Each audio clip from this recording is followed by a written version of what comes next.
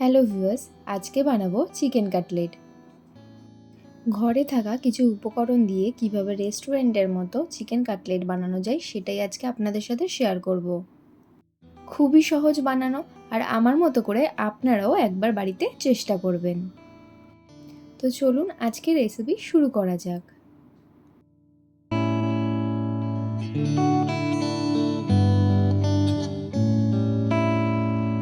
তো এখানে আমি অল্প পরিমাণে বোনলেস চিকেন নিয়ে নিয়েছি, আর চিকেনগুলোকে টুকরো টুকরো করে কেটে নিয়েছি। এরপর আমি চিকেনগুলোকে মিক্সিতে দিয়ে পেস্ট করে নেব। দেখুন চিকেনটা ঠিক এই রকম দেখতে হবে। এরপর এতে আমি একে একে করে দিয়ে দেবো নুন, দিয়ে দেবো লঙ্কার গুঁড়ো, দিয়ে দেবো জিরের গুঁড়ো আর গোলমরিচের গুঁড়ো।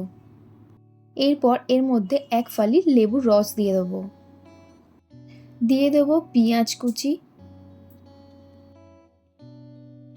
এবার দেবো আদা আর রসুন কুচি, দিয়ে দেবো কাঁচা লঙ্কা কুচি, আর সব শেষে দিয়ে দেবো ধনেপাতা কুচি। দিয়ে খুব ভালোভাবে এটাকে আমি মাখিয়ে নেব।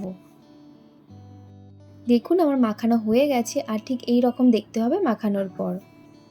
এরপর একটা প্লেটে আমি বিস্কিটের গুঁড়ো নিয়ে নেব, আর অন্য একটি বলে আমি দুখানা ডিম ফাটিয়ে নিয়ে নেব।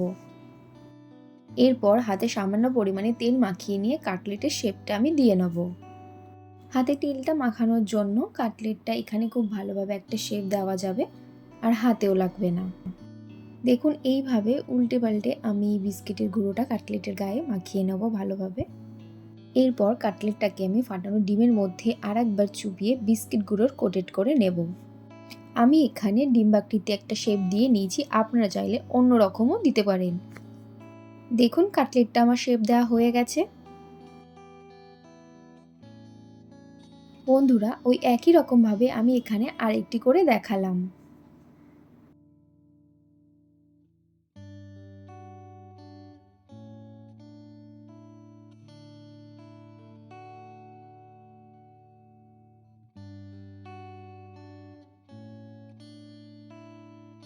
কাটলেটের শেপগুলো দেওয়া হয়ে গেলে আমি এগুলোকে 10 মিনিটের জন্য রেখে দেবো।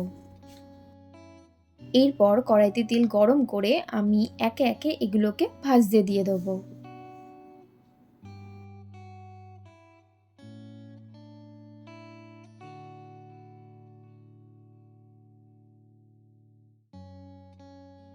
কিছুক্ষণ পর পরই এগুলোকে উল্টে পাল্টে ভালোভাবে ভেজে নিতে হবে।